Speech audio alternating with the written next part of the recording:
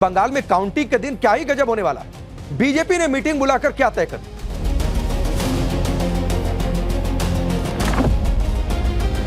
ये duplicate machine है, कुछ आगे टेम्परिंग करेंगे। पॉलिटिक्स में रोज चलेगा, झगड़ा भी चलेगा, लेकिन हम तो ये नहीं चाहते हैं कि लोकतंत्र को वोट जबरदस्ती दखल किया जाए। रात 8 बजे भवानीपुर के शेखावत मेमोरियल स्कूल में ईवीएम स्ट्रांग रूम पहुंची। यह तभी की तस्वीर है, बीती रात 8 बजे के बाद की। और कब तक रही? रात को करीब 12:07 तक। जब घड़ी में रात के 12:07 बजे तो ममता बनर्जी बाहर आई, यानी 4 घंटे तक ममता बनर्जी स्ट्रांग रूम पर डटी रही। आप सोचिए कि राज्य के मुख्यमंत्री 4 घंटे तक स्ट्रांग रूम में बैठी हैं, तो यह सवाल उठता ही है कि भाई बेचैनी है, बौखलाहट है, क्या है? अगर कॉन्फिडेंट है कि हम जीत रहे हैं तो जाकर फिर इतना यह सीन क्रिएट क्यों, जो बीजेपी सवाल कर रही है। और इसी वजह से बीजेपी कह रही है कि यह ममता बनर्जी की बेचैनी है, और इसे बेचैनी से जोड़कर देखा जाए। क्योंकि अगर ममता बनर्जी अपनी जीत को लेकर इतनी आश्वस्त होती तो फिर ममता बनर्जी इतना लोड काहे के लिए लेती? यह सवाल बीजेपी उठा रही है, जिसका जिक्र मैं कर रहा था। दूसरी तरफ ममता बनर्जी यह तर्क दे रही हैं कि वो चुनाव में धांधली को रोकने के लिए आई।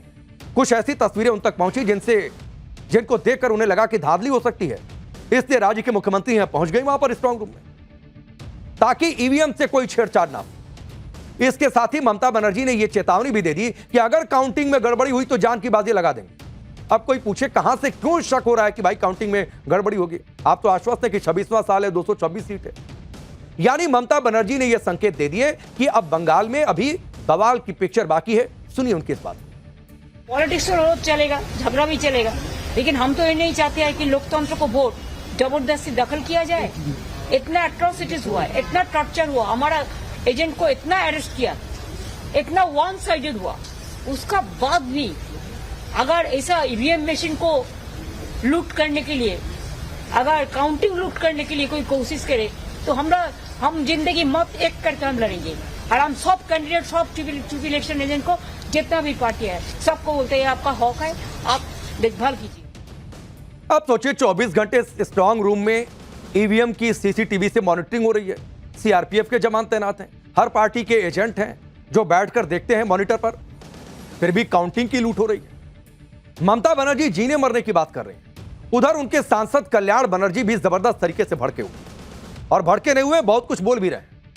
कल्याण बनर्जी गृह मंत्री अमित शाह को गुंडा कह रहे हैं, उन्हें उल्टा लटकाने की धमकी दे रहे हैं। आप सोचिए कितना गुस्सा भरा हुआ है। अब गुस्सा है, बौखलाहट है, या फिर 15 साल की सत्ता जा रही है उसकी बेचैनी है। बौखलाहट में नहीं समझ में आ रहा कि जुबान से शब्द क्या निकल रहे हैं। धमकी दे रहे हैं। ममता बनर्जी जान की बाजी लगाने की बातचीत कर रही हैं। अब जाहिर सी बात है कि ऐसा बयान तो कोई नेता नतीजों से पहले तभी देता है जब उसे लगता है कि चुनाव फंस गया है, जब उसे लगता है कि हारेंगे, जीतेंगे, क्या होगा, नहीं होगा, सत्ता चली जाएगी। 15 साल से तो पावर में थे, वो पावर छिन रहा है, किला छिन रहा है, तब जाकर आदमी इस तरीके से आउट ऑफ कंट्रोल होता है। लेकिन आप सोचिए कि ममता बनर्जी जीत के दावे भी कर रही हैं, और उनके कैंप में ही सबसे ज्यादा खलबली भी दिख रही है। तो क्या यह ऑल इज वेल कहा जा रहा है कि एक और बौखलाहट भी है, डर भी है, दूसरी ओर से ऑल इज वेल? आप देखिए, कल शाम को करीब 4:30 बजे ममता बनर्जी ने एक वीडियो डाला जो टीएमसी के ऑफिशियल हैंडल पर भी पोस्ट किया गया। उसमें यह चेताया गया कि बीजेपी नतीजों से छेड़छाड़ कर सकती है। ममता बनर्जी के इस वीडियो के करीब 4 घंटे बाद ही टीएमसी के नेता चुनाव आयोग पर सवाल उठाते हुए कोलकाता में स्ट्रांग रूम के बाहर धरने पर बैठ जाते हैं। खुद ममता बनर्जी कोलकाता की भवानीपुर सीट में स्ट्रांग रूम में 4 घंटे तक डट जाती है। तो सवाल तो उठेगा कि क्या यह टीएमसी की सोची समझी प्लानिंग का हिस्सा है कि 4:30 बजे वीडियो डालते हैं? स्क्रिप्ट एक लिखी गई थी कि पहले वीडियो डालिए और उसके बाद आगे किस तरीके से सड़क पर उतरना है उसका पूरा एक खाका खींचा गया। तो सवाल उठेगा कि क्या सीएम ममता बनर्जी को अपनी हार का डर सता रहा है, या फिर यह सब एग्जिट पोल के नैरेटिव को ठंडा करने के लिए किया जा रहा है? क्या नैरेटिव? या फिर यह सब टीएमसी कार्यकर्ताओं में जोश भरने के लिए हो रहा है ताकि वो हार की आशंका के बीच पहले ही मैदान न छोड़ दें? ऐसा ना हो कि 4 तारीख को नतीजे आने वाले हैं, इन 2 दिन में ही माहौल बिगड़ जाए। इसीलिए आप देखिए कि खुद ममता बनर्जी ग्राउंड पर उतर गई। यह तस्वीर देखिए कैसे आधी रात को कार से निकल रही थी और मोबाइल हाथ में निकालकर दिखा रही है कि देखो यह तस्वीर क्या आ रही है, यह लोकतंत्र पर डाका डाला जाए। हमने आपको कल ही बताया था कि यह ममता बनर्जी की स्टाइल ऑफ पॉलिटिक्स नहीं है। यही बात भवानीपुर में ममता बनर्जी को टक्कर दे रहे बीजेपी नेता शुभेंदु अधिकारी भी कह रहे हैं कि जो बर्ताव ममता बनर्जी इस बार कर रही हैं, ऐसा उन्होंने पहले कभी नहीं किया। चीफ मिनिस्टर ममता बंदोपाध्याय शुभेंदु अधिकारी से हार गया और पश्चिम बंगाल से निश्चित रूप से तृणमूल कांग्रेस खत्म हो गया। राजनीतिक भय से पब्लिक ने तृणमूल कांग्रेस को वोट नहीं दिया। आज जितने सारे नौटंकी है आप लोग दोनों 3 दिन देखने पाएंगे। वो सोच रहा है जो भी करके हो ईवीएम का कब्जा करे। अब शुभेंदु अधिकारी ने जो कहा उसको गंभीरता से भी लेने की जरूरत है, और इसलिए कि पहले वो ममता बनर्जी के ही सिपा सालार थे। उनके हाव भाव कब कैसे बिहेव करती है सब कुछ उनको बेहतर तरीके से पता होगा। वो ये कह रहे हैं कि पहले कभी देखा नहीं ऐसा बिहेव। इधर Mamata Banerjee strong room centre के अंदर 4 घंटे तक डटी रही। उधर बाहर भयंकर हंगामा हो गया, बवाल हो गया। भवानीपुर में बीजेपी कार्यकर्ताओं ने ममता बनर्जी के स्ट्रांग रूम में जाने का विरोध किया, सड़क पर उतर गए। उसी दौरान जब पास से टीएमसी की एक गाड़ी गुजरने लगी तो बीजेपी कार्यकर्ताओं ने उसे रोक दिया। ये तस्वीर देखिए कैसे गाड़ी रोकी गई, कैसे सामने बीजेपी कार्यकर्ता है और गाड़ी में ईवीएम मशीन जिसे असली वाली से बदल दिया जाएगा जो कि स्ट्रांग रूम में रखी गई। आप देखिए कल भवानीपुर में कैसे जबरदस्त बवाल मचा है। ये तस्वीर, ये डुप्लीकेट मशीन टेम्परिंग करेंगे। ये कौन सी जगह है? कौन सी जगह है? एक जगह शेखावत स्कूल। आप सोचिए क्या ही गजब चल रहा है बंगाल में। टीएमसी को लगता है कि ईवीएम ही गड़बड़ हो जाएगा, काउंटिंग लूट ली जाएगी। बीजेपी कार्यकर्ताओं को लग रहा है कि दूसरी ईवीएम लेकर आई थी बदलने के लिए। बंगाल में भवानीपुर दरअसल यही सबसे हाई प्रोफाइल थी जहां ममता बनर्जी और शुभेंदु अधिकारी के बीच मुकाबला। और अगर आप ममता बनर्जी और शुभेंदु अधिकारी की बॉडी लैंग्वेज देखेंगे तो ममता बनर्जी ज्यादा तनाव में दिख रहे हैं। उनका 4-4 घंटे तक स्ट्रांग रूम में डटने को लेकर यह चर्चा भी हो रही है कि क्या ममता बनर्जी को भवानीपुर में हार का डर तो नहीं सता रहा? कहीं उनके दिमाग में यह तो नहीं चला कि नंदीग्राम रिपीट हो जाएगा, जैसे नंदीग्राम में शुभेंदु ने हरा दिया था, कहीं भवानीपुर में भी हार का सामना न करना पड़े। आप देखिए कल जब ममता बनर्जी भवानीपुर में स्ट्रांग रूम पहुंची तो बाहर गाड़ी में बैठकर वो एक वीडियो भी दिखाने लगी। यह तस्वीर आप देखिए कैसे शीशा को नीचे किया, हाथ बाहर निकाला और मोबाइल में तस्वीर आप दिखाने लगी। ममता बनर्जी अपने फोन में टीएमसी की गाड़ी रोके जाने का वीडियो दिखा रही थी। ममता बनर्जी ने दावा किया कि स्ट्रांग रूम के पास ही बीजेपी के लोग ये सब कर रहे हैं। जो तस्वीर हमने थोड़ी देर पहले आपको दिखाई थी कि कैसे कार्यकर्ता गाड़ी के सामने आ गए, उसका वीडियो भी फेसबुक पर डाल रहे हैं। सुनिए मोबाइल पर वीडियो दिखाते हुए सीएम ममता क्या कुछ कह रहे हैं।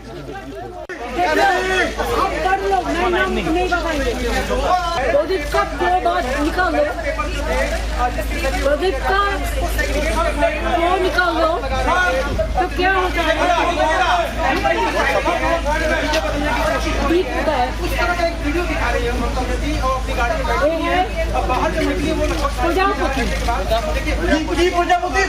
प्रजापति। अरे भाई प्रदीप बोली थी पोता बात का निकाल।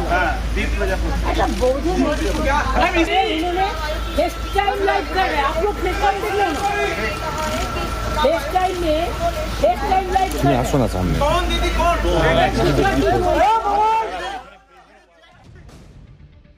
तो 4-4 घंटे तक स्ट्रांग रूम में डटी रही ममता बनर्जी। उसके बाद बाहर निकली तो आप तेवर देखिए। 4-4 घंटे तक स्ट्रांग रूम में रहने को लेकर बीजेपी ने भी सवाल उठा दिए।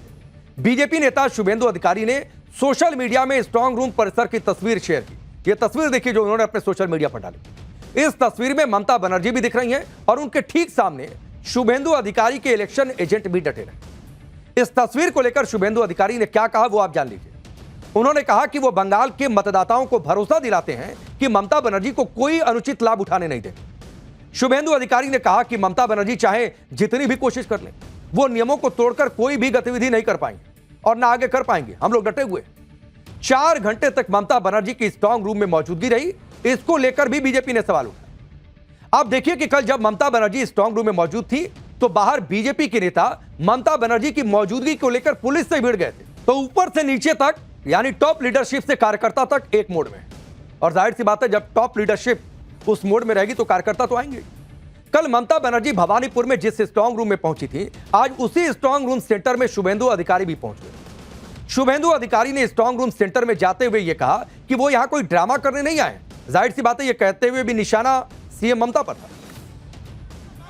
आप पीछे तस्वीरों में देखेंगे तो शुभेंदु अधिकारी आपको नजर आएंगे, वो यहाँ पर पहुंचे हैं और अब से कुछ देर पहले वो अंदर स्कूल में गए थे और अंदर जाकर जो जांच है वो करते हुए नजर आए थे। और अभी अगर आप देखेंगे तो शुभेंदु अधिकारी आपको यहाँ पर नजर आएंगे और यहाँ पर उन्होंने कहा कि मैं ड्रामा करने के लिए नहीं आया हूँ और सब चीज ठीक है, किसी भी तरीके से कोई दिक्कत या परेशानी नहीं है। उन्होंने इलेक्शन कमीशन को कहा कि मैंने चेक कर लिया है, मैंने देख लिया है, किसी भी तरीके से कोई परेशानी यहाँ पर नहीं है, ये बात उन्होंने कही। और उन्होंने रिक्वेस्ट भी किया कि किसी भी तरीके से जो पोस्ट पोल वायलेंस साल 2021 में देखा गया था वो इस बार ना हो, किसी भी तरीके से किसी को परेशानी ना हो और इस बात को लेकर सुनिश्चित किया जाए कि यहाँ पर कोई भी जो कार्यकर्ता है उसको नुकसान ना पहुंचाया जाए। इस बात को भी कहते हुए नजर आए कि जनादेश जनता ने दे दिया है, उसका सम्मान होना चाहिए।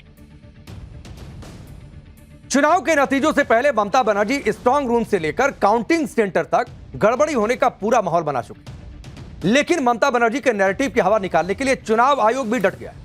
जिस तरह से ममता बनर्जी चेतावनी दे रही हैं, जान की बाजी लगाने की बातचीत कर रही हैं, उससे ऐसा लग रहा है कि बंगाल में नतीजे के दिन या फिर उसके बाद बड़ा घमासान हो सकता है अगर नतीजे टीएमसी के उलट गए तो। इसको लेकर चुनाव आयोग ऐसा नहीं कि बैठा है, वो अभी से अलर्ट मोड पर है और जो भी मिस इंफॉर्मेशन है उसका जवाब भी आ रहा है। चुनाव आयोग ने कहा कि वो चुनाव के बाद होने वाली हिंसा को लेकर भी अलर्ट मोड पर है।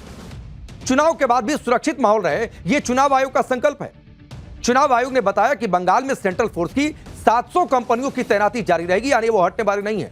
अब 700 कंपनियों में कितने जवान होते हैं आप सोचिए। सेंट्रल फोर्स के 70,000 जवानों की निगरानी में बंगाल के नतीजे आएंगे। काउंटिंग सेंटर पर 3 लेयर की सिक्योरिटी रहेगी। कोई सोच भी नहीं सकता कि गड़बड़ी कर दे, बवाल कर दे, हंगामा कर दे, और अगर हंगामा किया तो उसका भी इंतजाम। 24 घंटे निगरानी की जाएगी। अगर किसी ने कोई गड़बड़ी करने की कोशिश की तो सख्त एक्शन लिया जाएगा। किसी को इजाजत नहीं होगी कि आए, शांति भंग करे, हंगामा क्रिएट करे, इसका बिल्कुल भी कोई स्कोप नहीं। इसके साथ ही चुनाव आयोग ने लोगों की मदद के लिए एक हेल्पलाइन नंबर और ईमेल भी जारी कर दिया।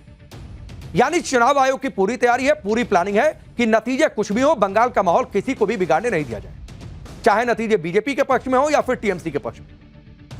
पश्चिम बंगाल के चुनाव को लेकर चुनाव आयोग जीरो टॉलरेंस के मूड में। धांधली की शिकायतों के बाद चुनाव आयोग बंगाल में कुछ बूथों पर फिर से वोटिंग कराने वाला है। इसको लेकर भी आज बड़ी खबर आई। चुनाव आयोग बंगाल की 2 विधानसभा सीटों के 15 बूथों पर फिर से वोटिंग कराएगा, रिपोलिंग होगी। ये सभी बूथ दक्षिण 24 परगना जिले के तहत आते हैं। वोटिंग कल होगी, यानी 2 तारीख होगी, आज 1 तारीख है। दक्षिण 24 परगना की मगराहाट पश्चिम सीट के 11 बूथों पर फिर से वोट डाले जाएंगे। वहां पर कल फिर से रिपोलिंग होगी, जैसे मतदान होता है ठीक उसी तरीके से। इसके अलावा डायमंड हार्बर के 4 बूथ पर फिर से वोटिंग होने वाली। चुनाव आयोग ने मगराहाट पश्चिम और डायमंड हार्बर विधानसभा क्षेत्रों के रिटर्निंग अधिकारियों और ऑब्जर्वर्स की रिपोर्ट के आधार पर एक फैसला लिया। आप सोचिए, शिकायत पहले से आ रही थी, लेकिन रिपोर्ट आने का इंतजार किया जा रहा था। फाइनल रिपोर्ट आई, उसके बाद फैसला, हाँ, इन जगहों पर रिपोलिंग होनी है और जरूरी है।